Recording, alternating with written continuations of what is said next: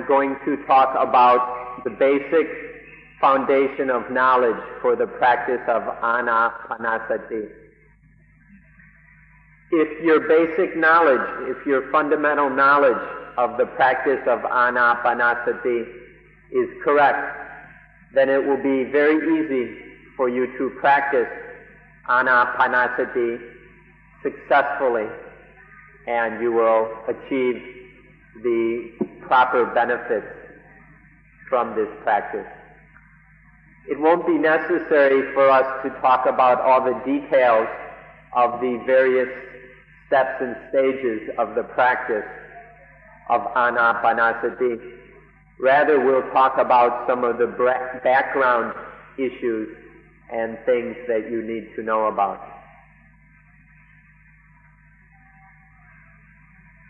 The first point we like to say is take life as the lesson.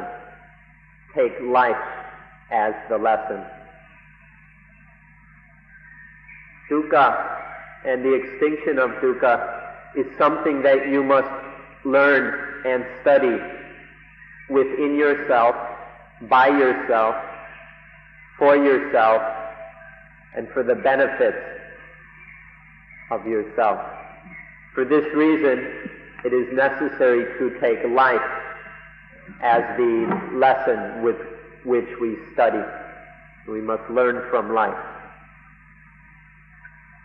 If we have successfully completed the entire practice of Anapanasati, then we will know what life is, we will know what life is about, where life comes from, what the purpose of life is, and what it takes to fulfill the purpose of life. We can know all this through the successful and complete practice of mindfulness of breathing.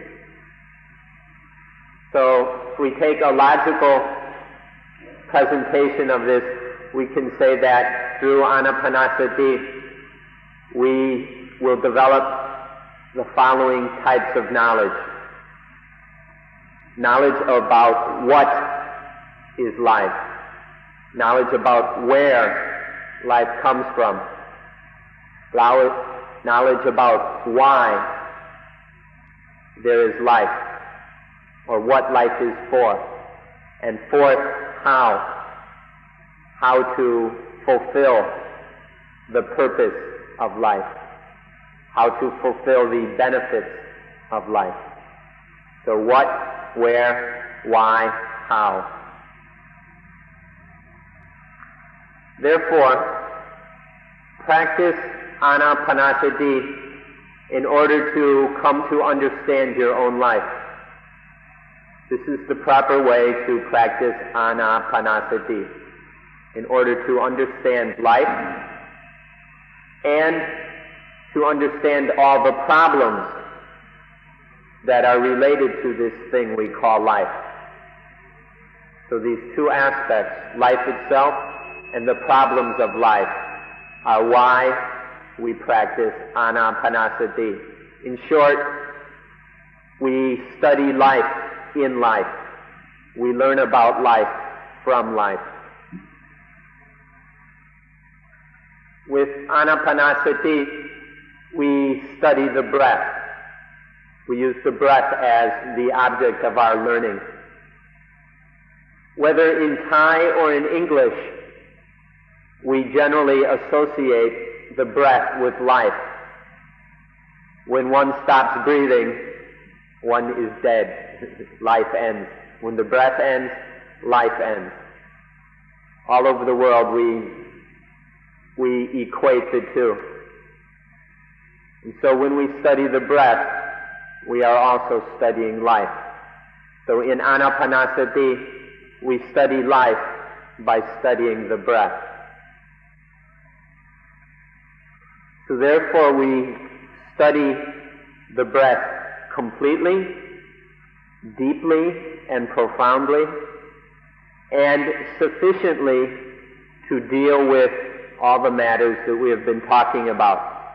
That is, about life and the problems of life. We study the breath in this way in order to have a full understanding of life and develop the wisdom that is needed to solve the problems of life. This is what Anapanasati is about. If you observe carefully, you will see that using the breath is the easiest and most convenient way to study life. It is far more convenient than all the other different meditation objects. If we take some of the other traditional meditation objects, we'll see how convenient the breath is. For example, corpses.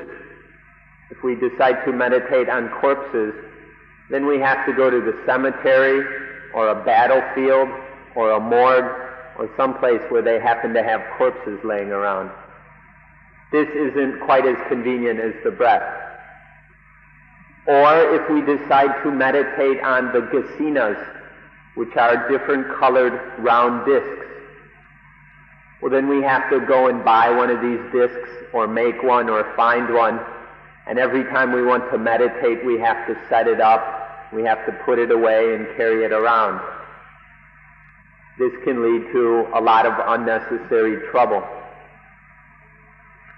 But with the breath, we don't have to put it away, we don't have to take it out, we don't have to go anywhere to find it. Wherever we are, the breath is with us. Wherever we go, the breath goes with us. As long as we're alive, the breath is always a handy, convenient meditation object. The meaning of the word Anapanasati is the following. It is to note or contemplate or focus on some useful meditation object, some object that we ought to focus on or contemplate, while and every time, to focus on a useful meditation object while breathing in, while breathing out. Anapana means breathing in and out. Sati is to be mindful. So while focusing the attention or contemplating a meditation object, there is mindfulness of breathing in and out all the time. For us to be practicing Anapanasati, it must be like this. Now, there are many, many different ways of practicing Anapanasati. We are going to talk about the way of practicing Anapanasati that is both beneficial and is in line with Buddhist principles. The other kinds of Anapanasati we will not be talking about. There are many ways of doing mindfulness of breathing. Not all of them are useful, and not all of them are in line with what is taught in Buddhism. Imagine, for example, if you were to think of your wife or husband or child or someone back home in America, England, Germany, Canada, or wherever, and to think of this person every time you breathe in and every time you breathe out. This is Anapanasati also. But this is not the kind of Anapanasati we are going to talk about. But it is a kind of mindfulness of breathing. Here we are going to talk about the Anapanasati that takes as its objects of contemplation things which are useful for the extinguishing, the stopping of dukkha. And so we will contemplate, in Anapanasati, we contemplate these useful things, things that help, that contribute to the extinction of dukkha with every out-breath and every in-breath. This is the kind of Anapanasati that we need.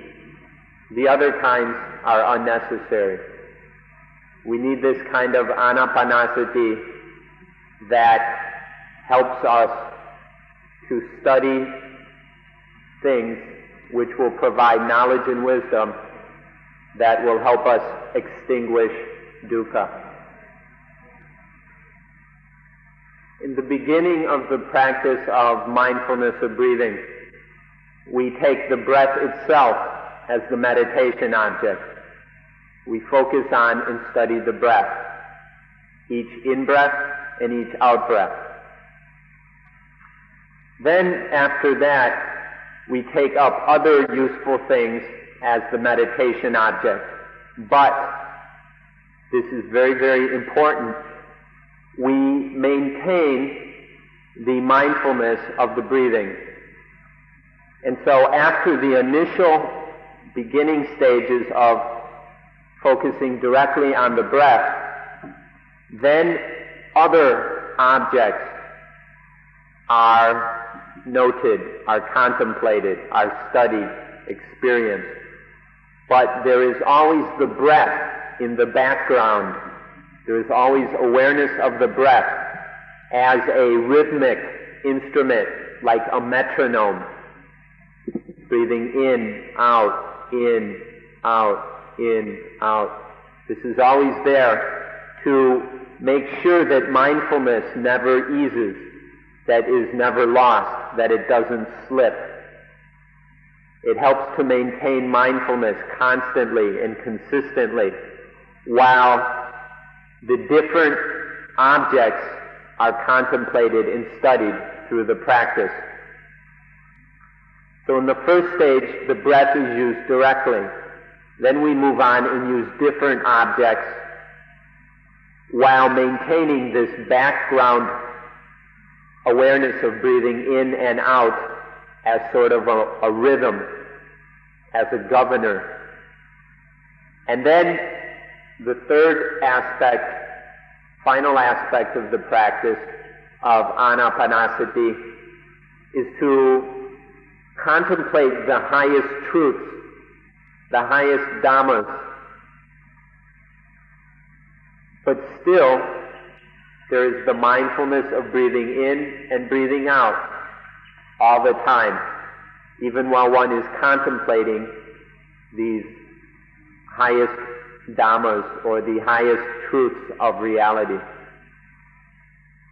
This is an overall view of Anapanasati.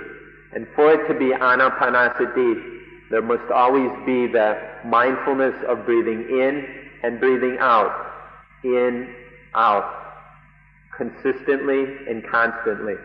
This is what it means to practice Anapanasati. In the first part of the practice,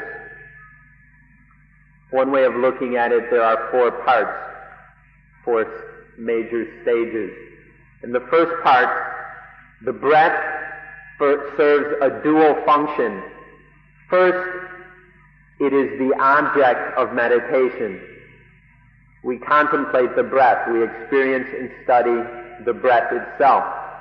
But also, the breath serves as that background governor or regulator of mindfulness.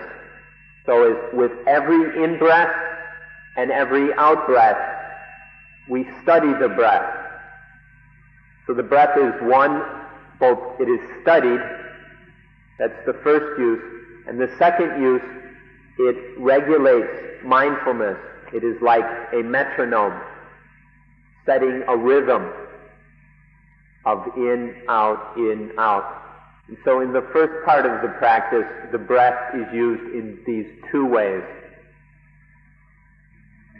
So after the beginning step of focusing directly on the breath and using the breath as the rhythmic background, Then we change the object to the longness and the shortness of the breath.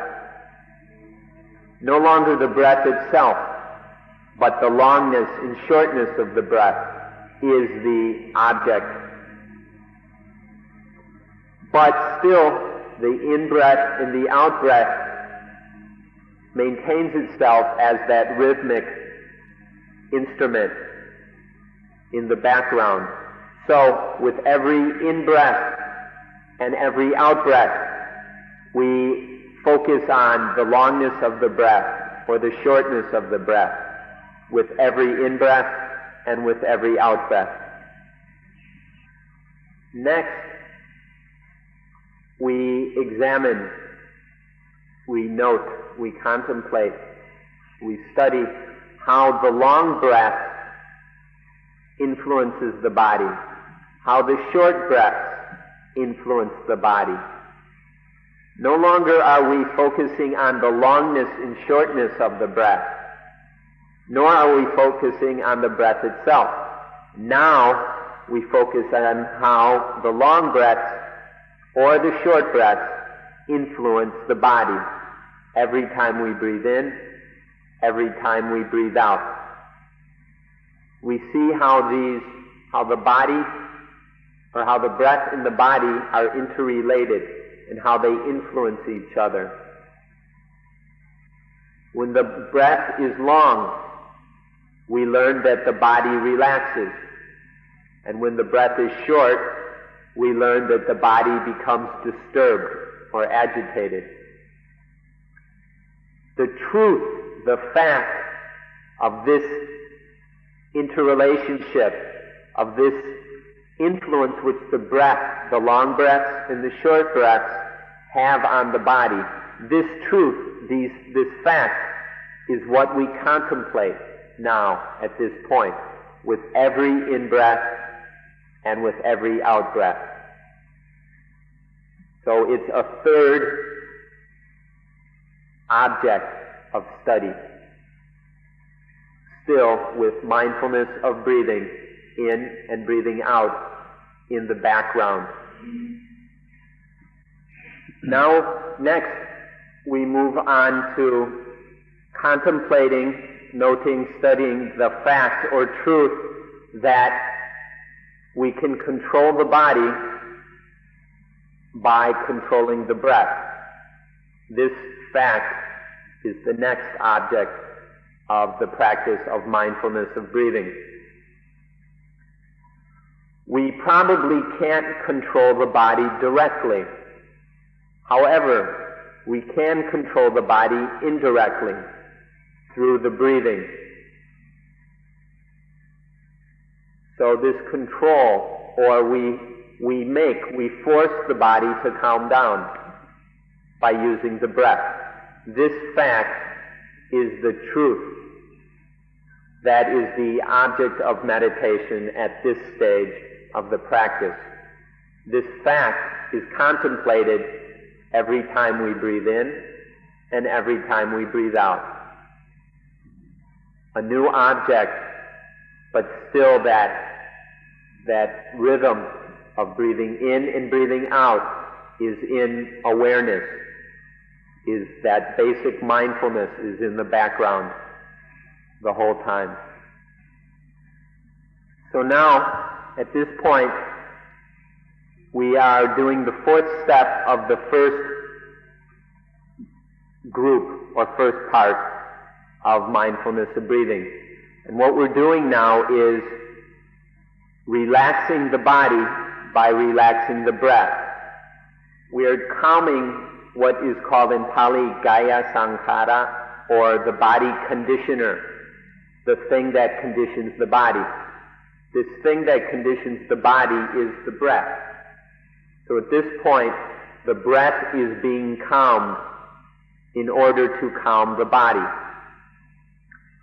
This fact is what we are studying. This is the object of contemplation at this point. But don't forget, always, for this to be Anapanasati, there is mindfulness, this This fact is contemplated while breathing in. It is contemplated while breathing out. Every in-breath and every out-breath, this fact is contemplated. This is what Anapanasati is. There is always this background awareness or mindfulness of the in-breaths and the out-breaths, constantly, without missing a one. And while this background mindfulness is maintained,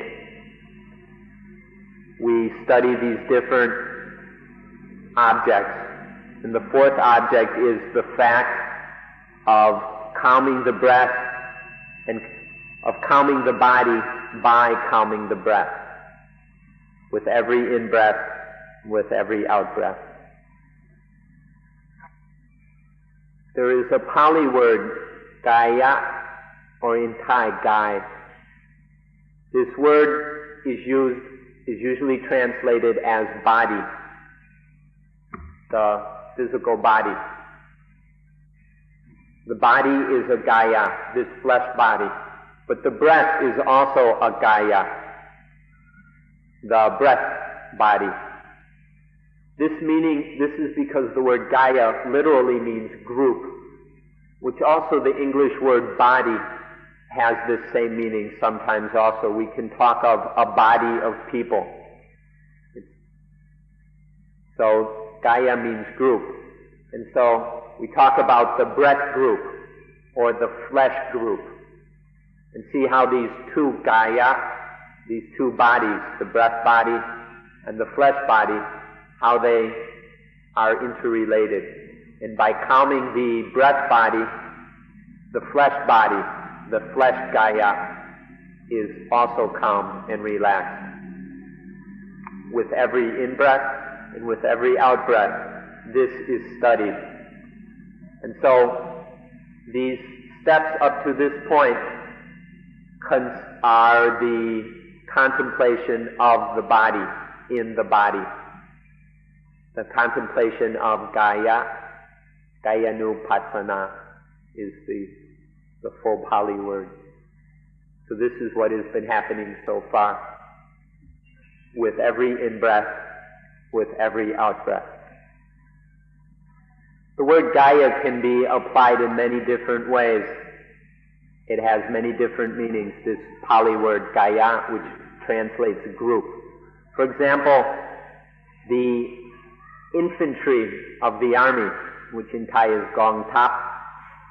The infantry in the Pali language is called Pala Gaya. Pala means power, and Gaya is group, so it's the power group. is the army the part of the army which attacks. So the Gaya can be applied to all sorts of animals, people, and things. But we don't have to bother ourselves with all these different meanings of the word Gaya. At this point, we are only concerned with two meanings, two kinds of Gaya. The group of breath and the group of flesh, skin, bones, blood, and all these physical things which make up the physical flesh body. These two kinds of Gaya are very closely interrelated, interconnected. And so we study, we contemplate, we experience the calming and relaxing of these Gaya, the breath Gaya and the physical body Gaya. This is what this stage of the practice is about. There are different methods for calming and relaxing the Gaya, and we use these with every in-breath and out-breath, and focus on this fact with every in-breath and out-breath as the body, as the Gaya calms and relaxes. So these first four steps make up the first group of steps, or the first tetrad of the practice of Anapanasati. and it's directly interested in the breath and the body. So it's called the Kaya tetrad. Then we go on to study the Vedana, or feelings. Then after that, Jita, or mind states, or states of consciousness. And then to the fourth, Dhammas, or mind objects, or eternal truth. So there are these four different groups of objects which are contemplated throughout the practice of Anapanasati. Different objects are taken at the different stages. And altogether there are 16 steps, or 16 different objects which are used. However, there is always the background awareness, the background mindfulness and knowing of the breathing in and breathing out.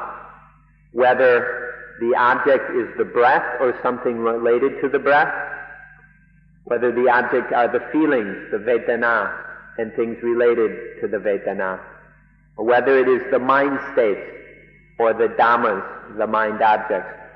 Whatever is being taken as the meditation object directly, there is always the background rhythm of the mindfulness of breathing in and breathing out, from the very beginning of the practice all the way to the end, even to the very last step of the practice, which is the contemplation of successfully completing the practice. When you get to the end, you have to realize it. So at this last stage, one realizes that one is finished while breathing in and breathing out. This basic awareness of breathing in and out is used all the way through the practice. This is what it means to practice Anapanasati, to always have this background awareness.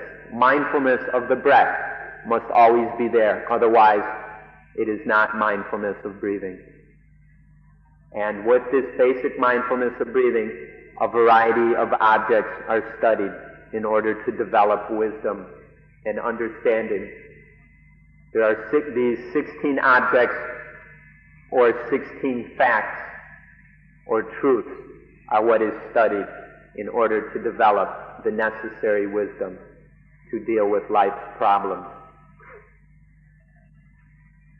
The direct objective of the practice of Anapanasati is to extinguish suffering. This is the only valid reason for practicing Anapanasati, to extinguish suffering.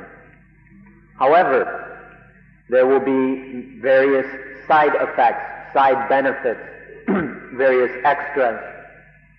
For example, good health, good physical and mental health will be developed through this practice. The calming and relaxing of the breath, of this consistently long breathing, has beneficial effects for the health. And the calming and relaxing that happens during the process is very good for both the body and the mind.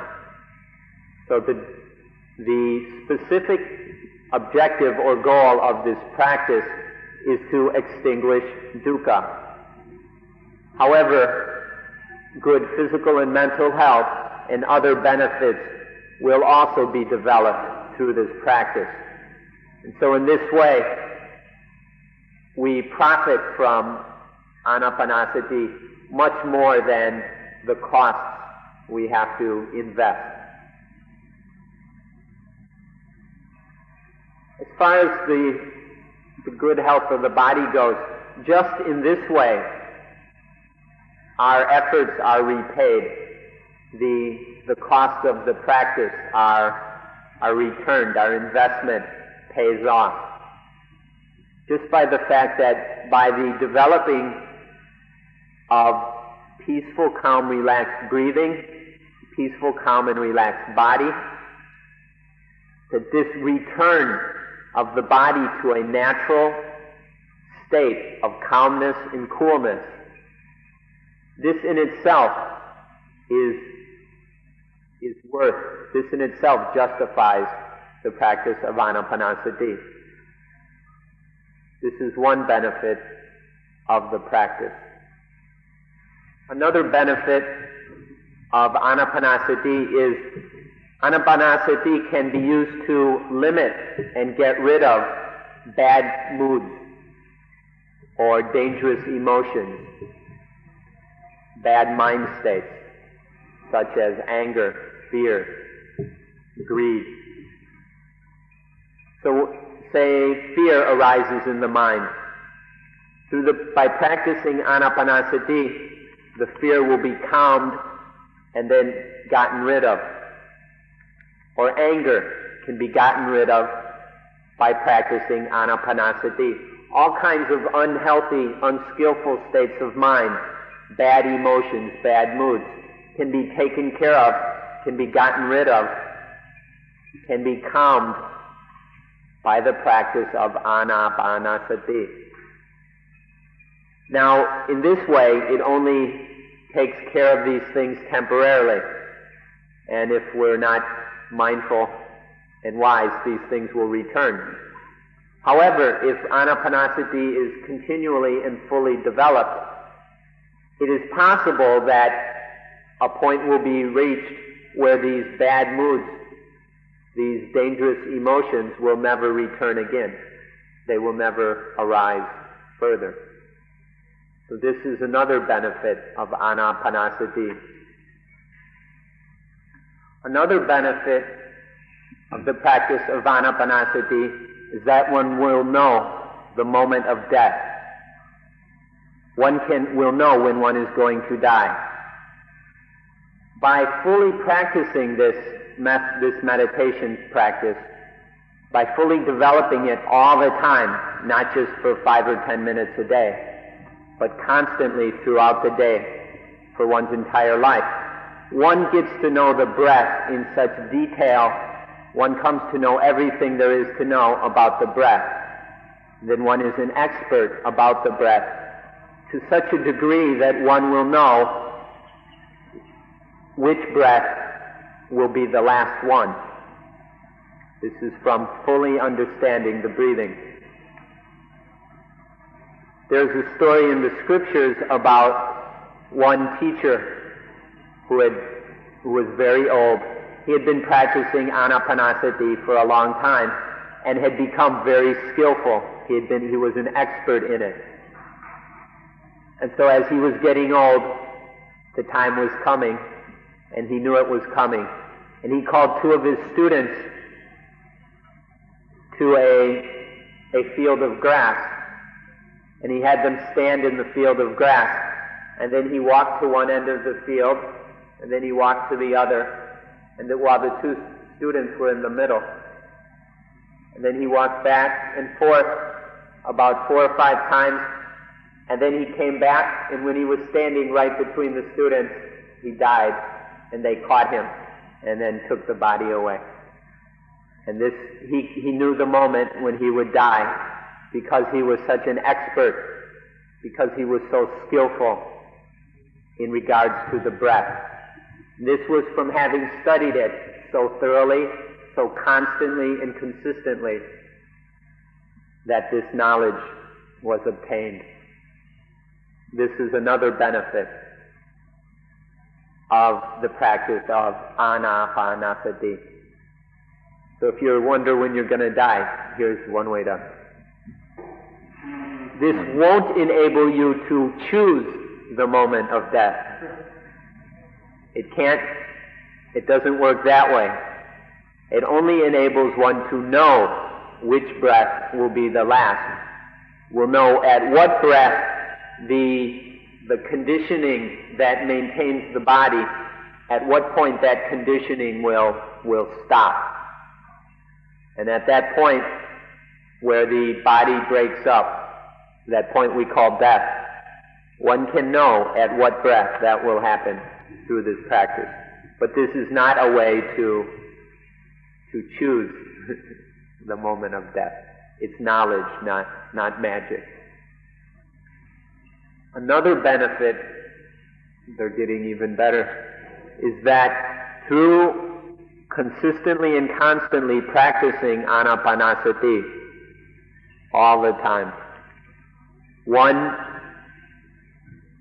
more fully and completely develops knowledge of the higher truths of reality, meaning one fully develops the understanding and awareness of impermanence, of unsatisfactoriness, and non-self.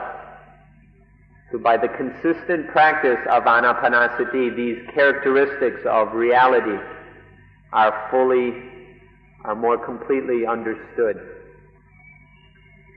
In addition, this practice of Anapanasati, the correct and proper practice of mindfulness of breathing, is identical with being on the Eightfold Noble Path. When one's practice of Anapanasati is correct, at that time one is on the path, on the Noble Path, which has 8 aspects. So this is a further benefit.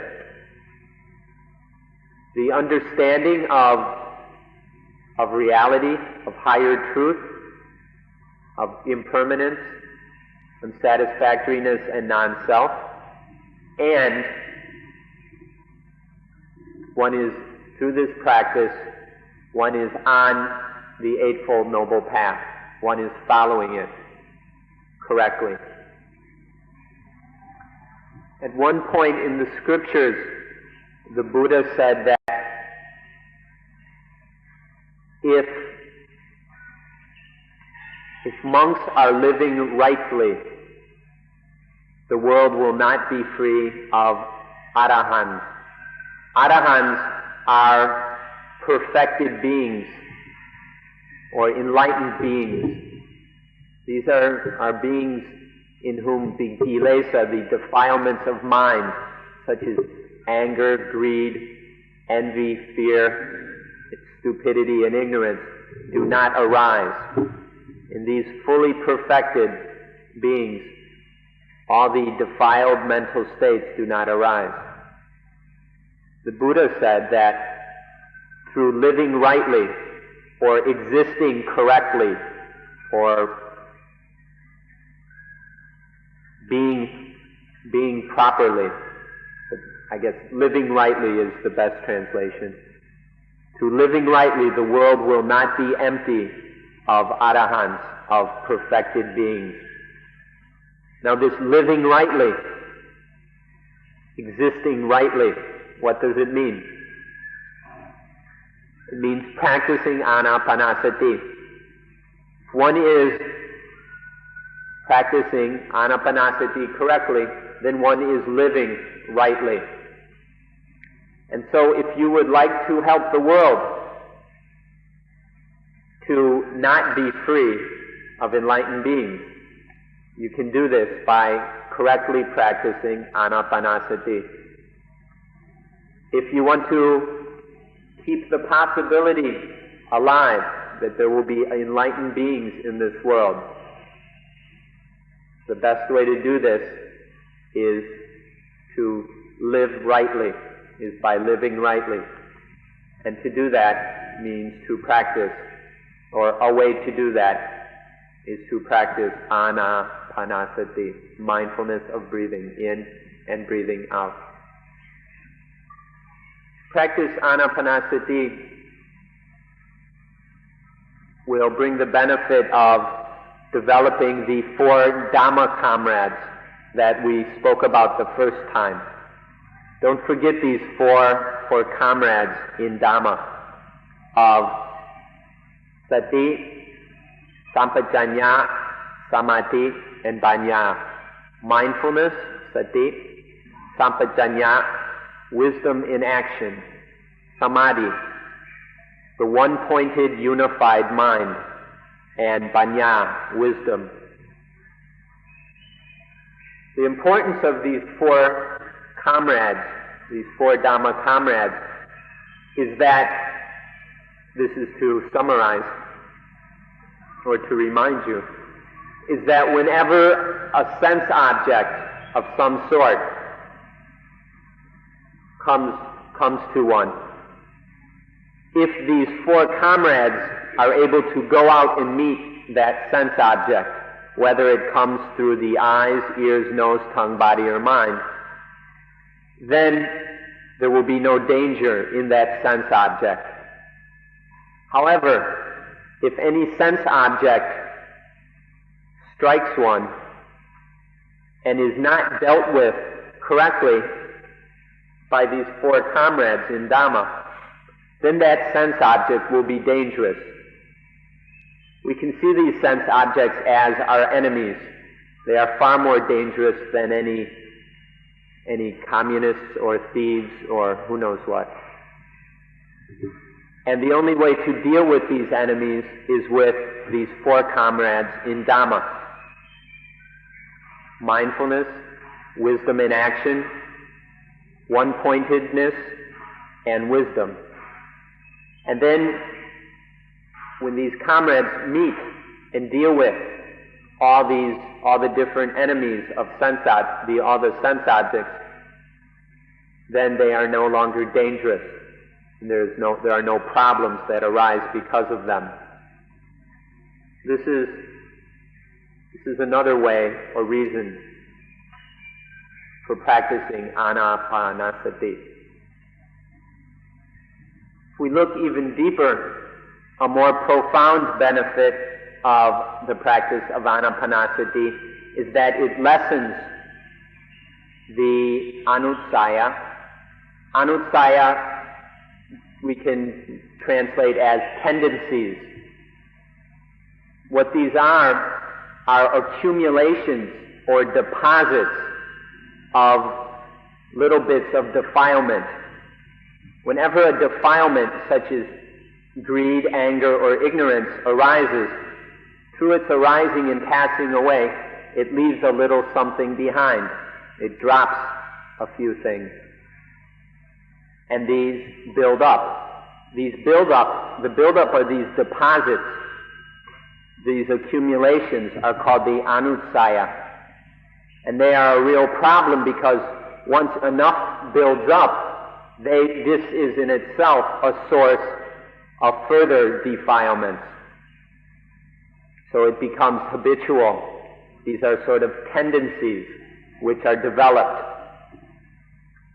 Now, Anapanasati can clean out these deposits, this filth which builds up in the mind through the familiarity with defilement.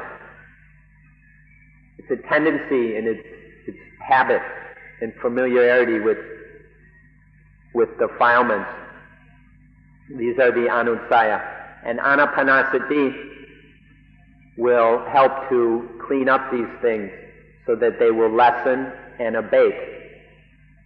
And it is possible that the point will be reached where the anutsaya, where these accumulations, these deposits, will be completely cleaned up.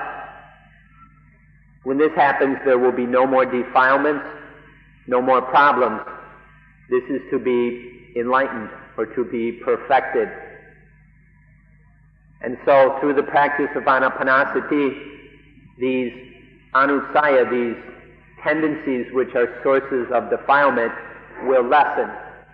And on the other hand, enlightened tendencies or familiarity with enlightenment will develop. This is another benefit of the practice of Anapanasati. I'd like to introduce you to the Thai word anitsong. It's strange for English speakers, but in Thai and Pali, it's a very common word, anitsong. It means flowing advantage, or an advantage flowing outward. So we'll talk about a final anitsong, or flowing advantage of Anapanasati. This final advantage is that the mind is no longer disturbed, bothered, or pestered, no longer hassled by anything whatsoever. The defilements no longer bother the mind, no longer afflict and harm the mind. The hindrances, the nivarana, these no longer disturb the mind. Goodness no longer bothers the mind. Sadness no longer afflicts the mind. All these various kinds of dukkha are no longer problems.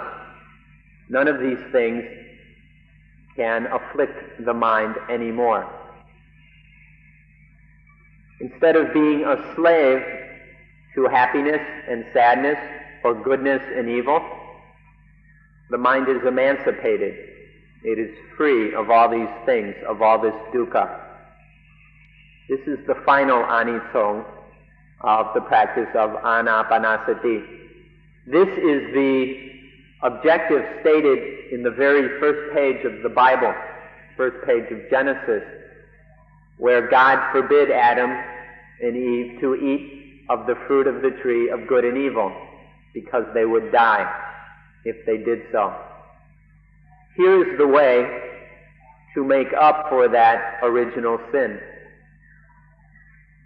Eating from that tree, eating that fruit, was to become afflicted by attachment to good and evil, to sadness and happiness, to become a slave, to become slaves to all these things. And when the mind is enslaved, there is dukkha. This final anisong of the practice of Anapanasati is for the mind to be emancipated from all these defilements, hindrances, all these happy, all these sad things. For the mind to be above all this duality, completely non-attached, completely emancipated and free, where there is no dukkha. This is the empty mind, or the void mind. Completely void of self, of I, of me and mine. This is the final anisong of the correct practice of Anapanasati as we have been explaining it today. And I left out a small part. A further way of looking at this final anisong is that through this correct practice of mindfulness of breathing, one becomes the one who knows, the awakened one, the blossomed and opened one. This third one is difficult, but these are three. This is Buddha, or you're more familiar with Buddha. Buddha, the one who knows, the awakened one, the one who is totally alive and opened up, like a rose that has fully blossomed to the world. Perpetual bloom. A point where you don't wilt.